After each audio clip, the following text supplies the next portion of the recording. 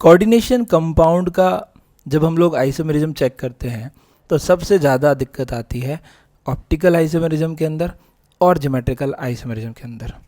वैसे तो coordination isomerism दो पार्ट में हम लोग डिवाइड करेंगे, एक स्ट्रक्चरल जिसमें हम लोग 4 सब पार्ट देखेंगे और एक स्टीरियो। तो स्टीरियो आइसोमेरिज्म जो है वो फर्दर डिवाइडेड है ज्योमेट्रिकल और ऑप्टिकल।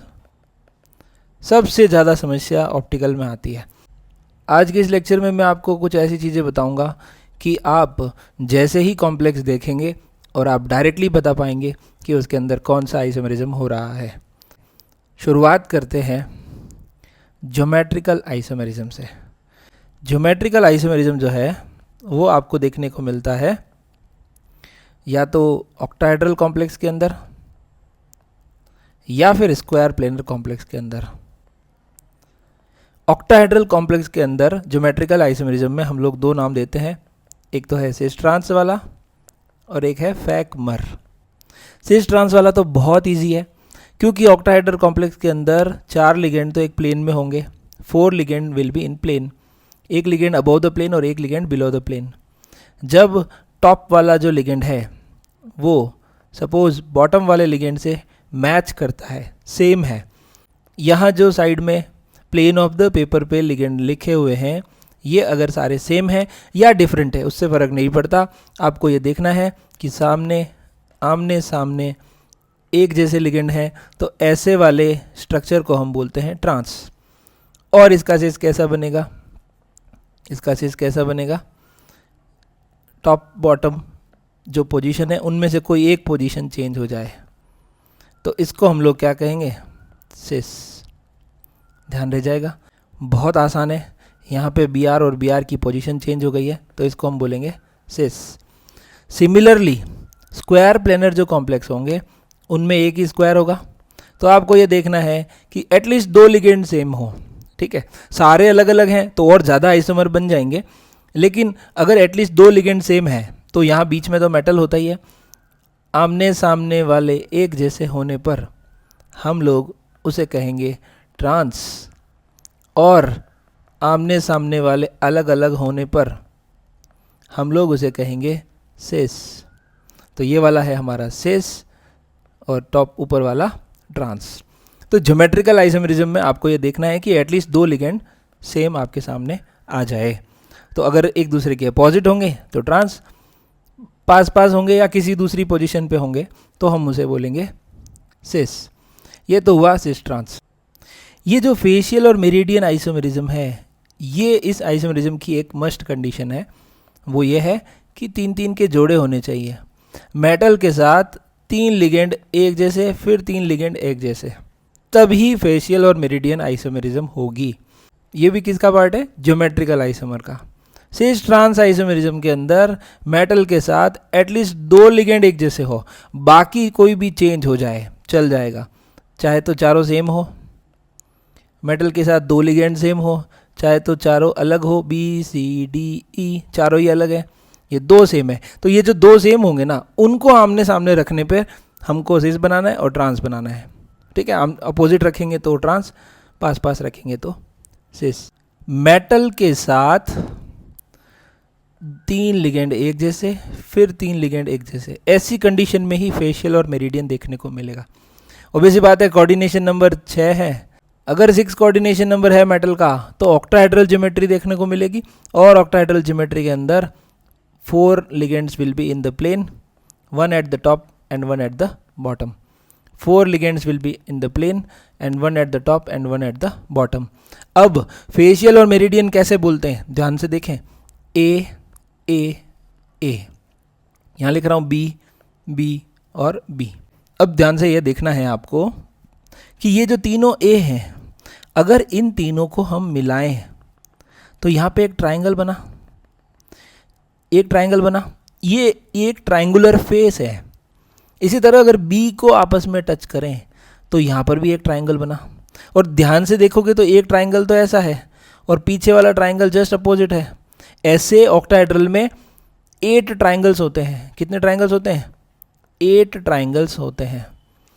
ठीक है। तो अगर ट्राइंगल के कॉर्नर पर है तो इसको हम बोलेंगे फेशियल और नाम लिखेंगे फैक, FAC, फेशियल आइसोमर। फेशियल क्यों? क्योंकि ये फेस है, ये जो है ये ट्राइंगुलर फेस है, यहाँ पर भी ये क्या है, ट्राइंगुलर फेस है। तो ट्राइंगुलर फेस जब भी होगी तब हम नाम देंगे फेशियल। उसके अलावा अगर तीनों लिगेंड जो एक जैसे हैं वो तीनों के तीनों सेम प्लेन में हैं तो हम उसे क्या कह देंगे, मेरिडियन। क्या कह देंगे, मेरिडियन।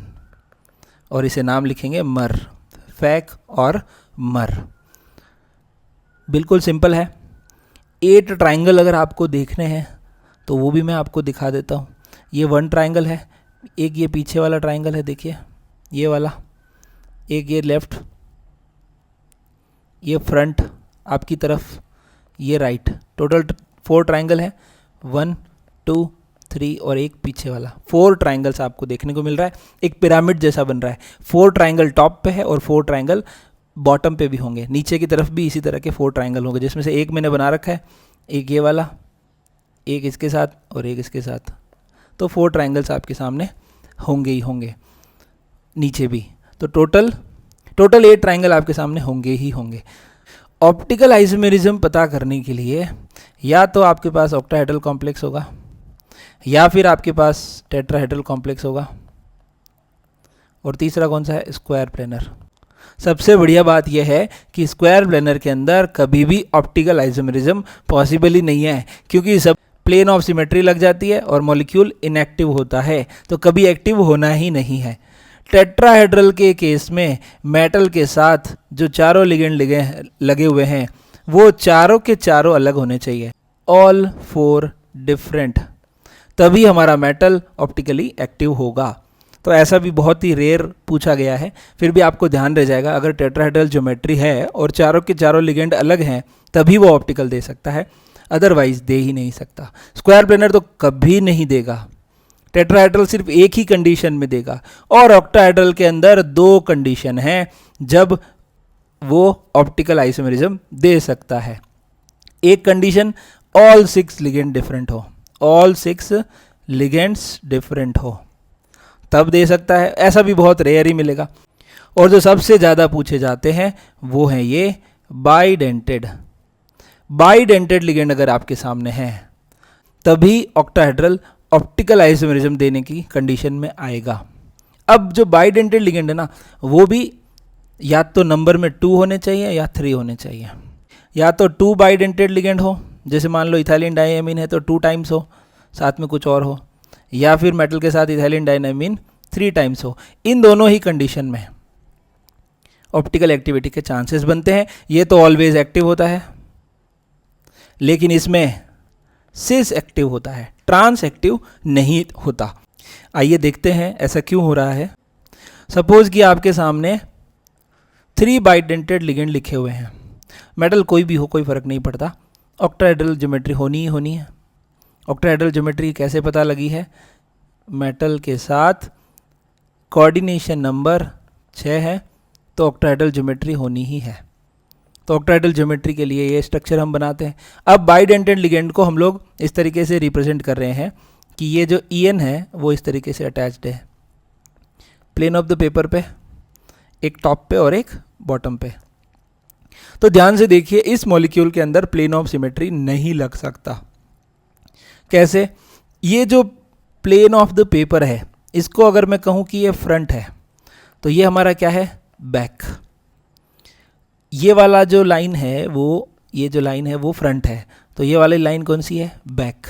अब आप देखिए बैक में तो EN अटैच्ड है, क्या फ्रंट में भी ऊपर से EN अटैच्ड है क्या? मतलब इस तरीके से अगर अटैच्ड होता तो फिर यहाँ से प्लेन लग जाता, लेकिन दोनों ही अलग अलग कंडीशन में है। कैसे है?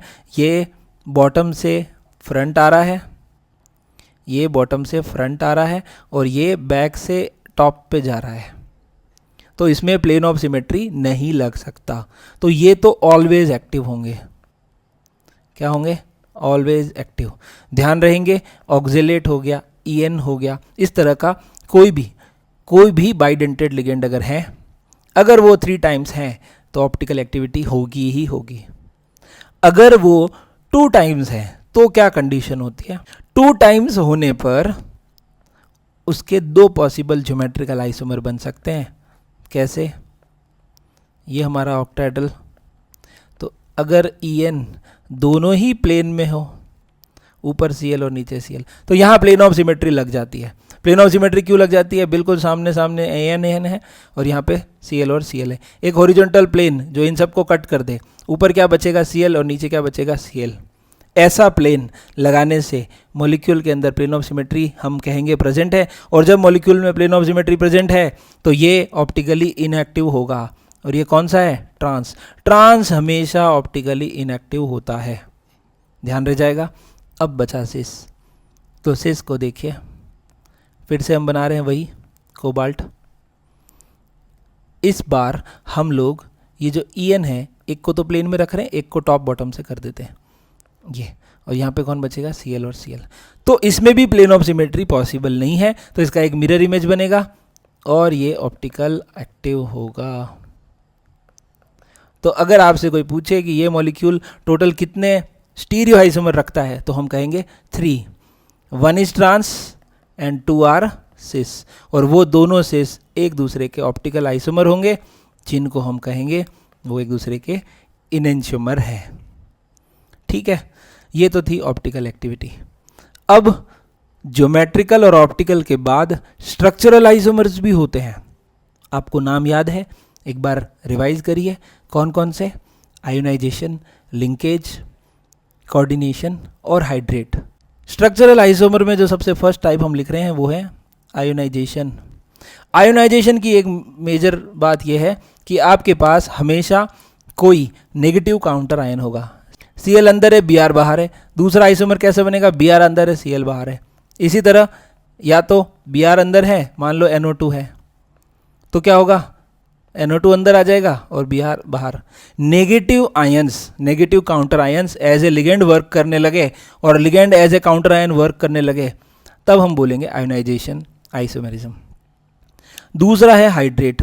हाइड्रेट नाम से ही पता चलता है, कभी कभी इसको सॉल्वेट भी बोल देते हैं। सॉल्वेंट, सॉल्वेट या हाइड्रेट एक ही बात है। पानी अगर यूज़ करेंगे तो हाइड्रेट, ईथर या कुछ और यूज़ कर देंगे तो सॉल्वेट वर्ड यूज़ करेंगे, और वाटर के लिए भी सॉल्वेट वर्ड यूज़ कर सकते हैं। तो होगा क्या?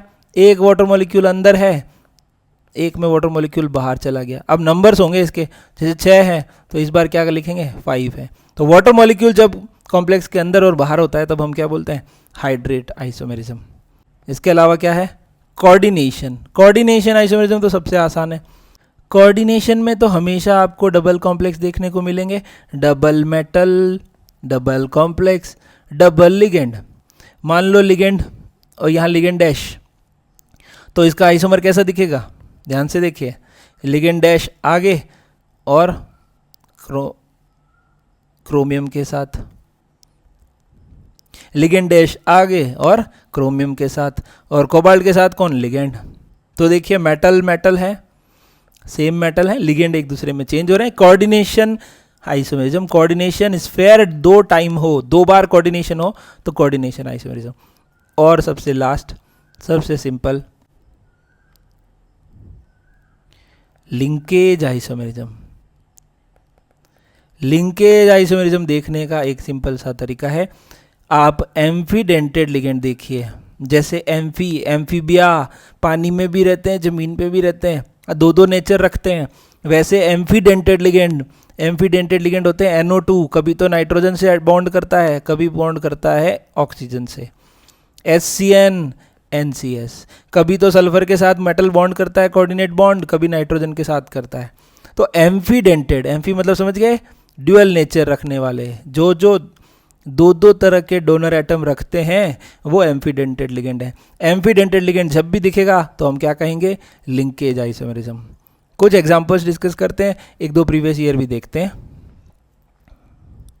आपके सामने एक क्वेश्चन दे रखा है, ध्यान से देखिए, पैलेडियम SCnCl2, पैलेडियम NCsCl2, ध्यान से दिख रहा है, ये है SCn लिखा है, मतलब पैलेडियम के साथ कौन कोऑर्डिनेट कर रखा है?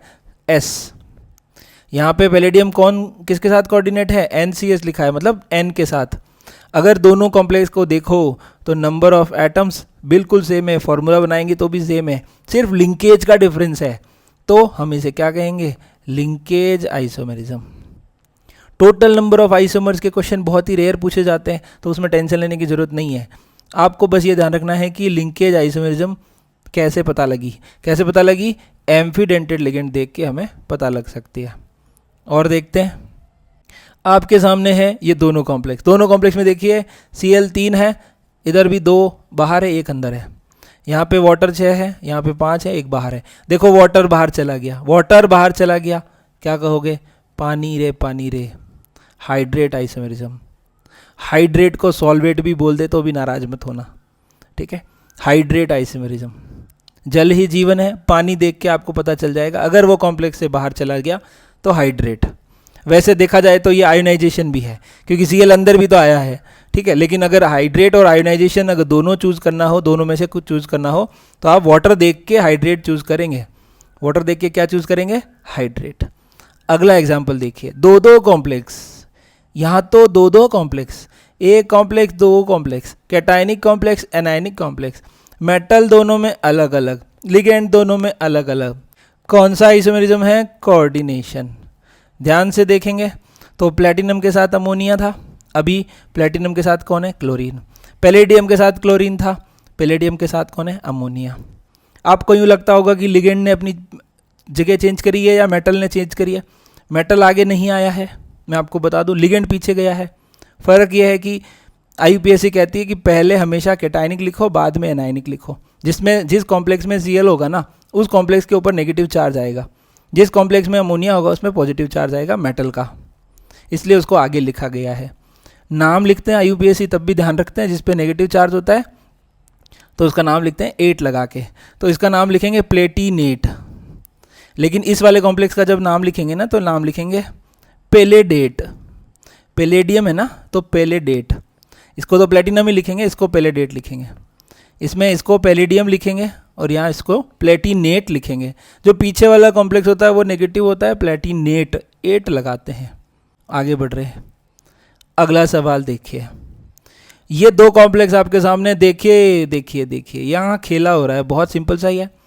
Cl बाहर, Br अंदर, आयन आया, आयन गया, काउंटर आयन आया, काउंटर आयन गया। क्या बोलोगे, आयोनाइजेशन आइसोमेरिज्म। आयोनाइजेशन आइसोमेरिज्म, बहुत सिंपल। और देखिए, जेई मेन 2021 का सवाल है, ध्यान से देखिए। पहला कॉम्प्लेक्स अमोनिया 6, Cn 6। और वैसे इतना देखने की जरूरत कहाँ है, 2 कॉम्प्लेक्स, एक कैटायनिक एक एनायनिक। क्या बोलोगे, कोऑर्डिनेशन आइसोमेरिज्म। दूसरा कॉम्प्लेक्स देखो, NH33, NO2 क्या है, एम्फीबिया है, एम्फीबियन है, एम्फीडेंटेड लिगेंड है, 2 नेचर रखता है, 2 नेचर अलग अलग लिंकेज बनाएगा, लिंकेज आइसोमेरिज्म। वाटर, पानी ही पानी, क्या, सॉल्वेट लिखा है, हाइड्रेट भी लिखा हो सकता है, दोनों ही सही है, ठीक है। लास्ट वाला देखिए, वैसे सोचने की जरूरत नहीं है, फिर भी देख लीजिए, बाइडेंटेड लिगेंड 2 टाइम्स। अगर इसका ट्रांस लिखा होता तो वो नहीं देता, लेकिन क्या लिखा है, सिस, तो वो क्या है, ऑप्टिकल आइसोमेरिज्म शो कर सकता है। अगला सवाल, कोबाल्ट, अमोनिया, वाटर बाहर है। इतनी भी जल्दबाजी नहीं करनी है कि वाटर बाहर देखा और आपने लिख दिया हाइड्रेट। इधर पानी अंदर है, इधर पानी बाहर है। फॉर्मूला भी देख लो, क्या सारे लिगेंड, सारे फॉर्मूला सेम है, सब कुछ सेम होता है तभी तो आइसोमर होते हैं। आइसोमर 2 कंपाउंड जिनका मॉलिक्यूलर फॉर्मूला सेम होता है, मॉलिक्यूलर वेट सेम होता है, बट या तो स्ट्रक्चर डिफरेंट होता है या फिर स्टीरियो डिफरेंट होता है। डायरेक्ट ऐसे हवा में पानी देख के नहीं लगा देना। कोबाल्ट के साथ अमोनिया, कोबाल्ट के साथ कार्बोनाइल, तो क्या कहोगे, इन दोनों के बीच में कोई रिश्ता नहीं है, नो रिलेशन। इन दोनों के बीच में कोई रिश्ता नहीं है। ये 2 अलग अलग कॉम्प्लेक्स है, इनका आइसोमेरिज्म से कोई लेना देना नहीं है। अगर कार्बोनाइल की जगह यहाँ पे अमोनिया होता ना सेम नंबर में, तब हम लोग बोलते थे हाइड्रेट आइसोमेरिज्म। अभी इसको हाइड्रेट बोलना नहीं है, ध्यान रहेगा। ये कुछ बेसिक सी चीज़ें थी। उम्मीद करते हैं आपको कुछ समझ आया होगा, और बाकी टेलीग्राम से जुड़िए और कमेंट कीजिए, मुझे बताइए कि आप क्या चाहते हैं। आप चाहेंगे तो हम लोग हर एक चैप्टर को बिल्कुल जीरो से स्टार्ट करके एडवांस लेवल तक ले जाएंगे। आज के लिए इतना ही, धन्यवाद।